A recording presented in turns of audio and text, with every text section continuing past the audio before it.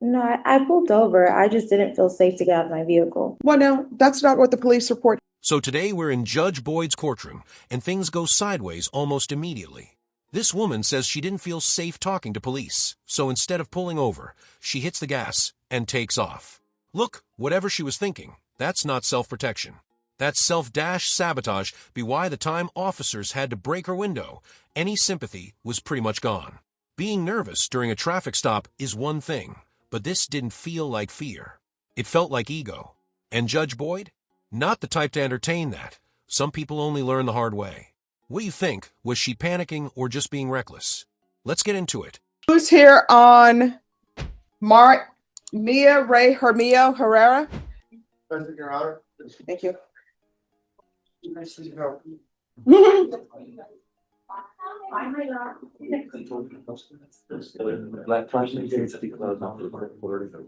morning, Your Honor. Morning.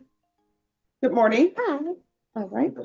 All right. The court is calling 2025 CR 003690 State versus Mia Ray Hermio Herrera. Could I have parties announced? Duffy Pitlock for the state of Texas, Your Honor. John Sanheim for Miss Herrera. All right. And probation, this is an application. Counsel, have you received all discovery? Did you review it with your client? Yes, Your Honor, I have. Court will find that the state is in compliance with discovery. Ms. Herrera, did you review the application for deferred adjudication with your attorney? Did you understand it? And did you sign it? Yes, ma'am. Did you review the true bill of indictment with your attorney? Did you understand it? Yes, ma'am. Counsel, do you waive the reading of the indictment? We do so waive it. State, are you proceeding on the indictment as presented? Yes, Your Honor. Ms. Herrera, did you review the court admonishments with your attorney? Did you understand it and sign it in all the appropriate places? Yes, ma'am. Did you understand you're charged with evading arrest, detention with a vehicle? That's a third-degree felony. Range of punishment is anywhere from 2 to 10 years in prison and up to a $10,000 fine. If you have a plea with the state, the court does not have to follow your plea. If for any reason the court does not follow your plea and gives you more than you bargained for, the fact that you entered a plea will not be used against you, and you will be allowed to withdraw your plea. Did you understand? Yes, ma'am. You have a right to jury trial, a right for you or your attorney to cross-examine and confront any witnesses the state would call in, the right to remain silent. Did you understand by entering this plea you are giving up those rights? Yes, ma'am. Did you intend to give up those rights and enter into a plea in this case? Yes, ma'am. Counsel, has your client been able to provide you with any defenses? Yes, Your Honor. Do you believe she has a rational as well as a factual understanding of the charges against her? I do, Your Honor. Do you believe she's currently competent and was legally sane at the time of the offense? I do, Your Honor. Ms. Herrera, has anyone threatened you, coerced you, or placed you in fear to get you to enter this plea? No, ma'am. Anyone promised you anything other than the plea? No, ma'am. Are you satisfied with the way you've been represented? Yes. Are you a U.S. citizen? Yes. Court will find that defendant has knowingly and voluntarily waived her right to jury trial. Did you review the plea bargain page with your attorney? Did you understand it? Yes, ma'am. According to the plea, the state recommends deferred adjudication. There's to be a TAP evaluation, follow whatever recommendations, MRT and defensive driving. Did you understand that to be the plea? Yes, ma'am. Defense is at the plea? It is, Your Honor. State is at the plea? Yes, Judge. Did you review the waiver of appeal paragraph with your attorney? Did you understand it and sign it in both places? Yes. Did you understand by signing that you're waiving your right to appeal? The only items that can be appealed are written pretrial motions that have been filed, heard, and ruled upon by the court. Did you understand? Yes, ma'am. Counsel, have there been any such motions? There has not, Your Honor. Outside the agreement, the state is requesting that your community service be for your community supervision be for a term of 2 years, and there be 100 hours of community service restitution. Did you understand those were recommendations from the state, and the court does not have to follow those recommendations? Yes. Then to the offenses charged, how do you plead? Guilty, not guilty, or no contest? No contest. State, any evidence? State offers State's Exhibit 1 and all attachments at this time, Your Honor. No objections, Judge. All right, state, you may be excused. Thank you, Judge. You're welcome. Did you review the waiver and stipulations with your attorney? Did you understand it and sign it in all the appropriate places? Yes, ma'am. Again, did you understand you have a right to jury trial, a right for you or your attorney to cross-examine and confront any witnesses the state would call in, the right to remain silent? Yes.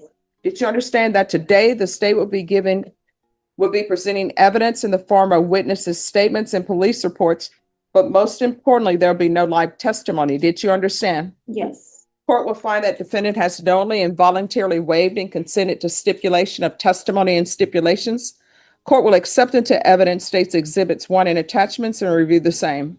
Yes. She's facing evading arrest with a vehicle, and that's not something you can talk your way out of. We're talking 2 to 10 years easy, and right away, you can tell Judge Boyd isn't buying her version. The moment you hit the gas instead of pulling over, that's a decision. Not just fear. That's you gambling with your freedom. What stands out is how calm she looks now, like none of this just happened. I get that panic is real.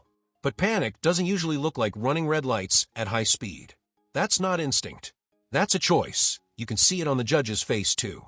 She's seen this before, and she's not impressed. Honestly, this woman's lucky it ended in a courtroom, and not somewhere way worse. Situations like this show how fast things spiral when someone refuses to face a simple moment of accountability. All right, after reviewing states exhibits 1 and attachments, the court will find there is sufficient evidence to find you guilty. The court will defer finding of guilt as you applied for deferred adjudication.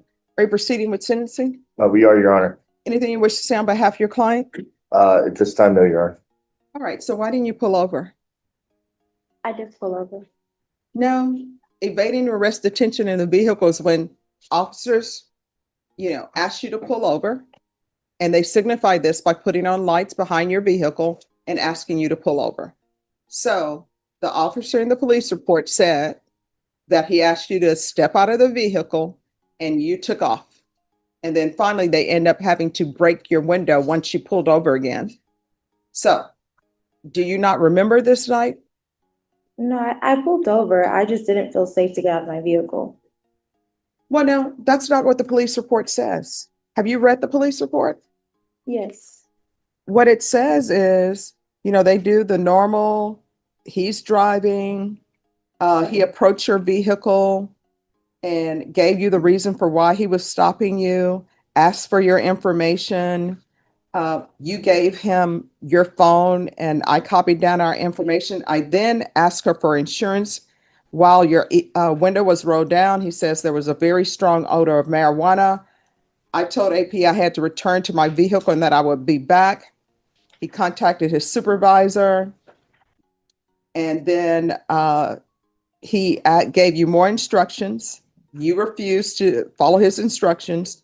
You rolled up your window. He said, "Hey, I'm going to add more charges. You need to exit the vehicle." You refused and you drove away. I immediately contacted dispatch and informed them of the situation. I returned to my vehicle and started following AP with my emergency red and blue overhead lights and siren on. You continue to travel, and he actually puts in here every street that you passed. And then you finally pull over, and he asked you to step out. You didn't. And then he had to draw his weapon. You still wouldn't step out of the vehicle. And he told you, "I'm going to have to break this window to get you out of the vehicle." You said, "Nope, not getting out of my vehicle." And then he ends up having to break your window. So I don't understand what you mean you were not evading.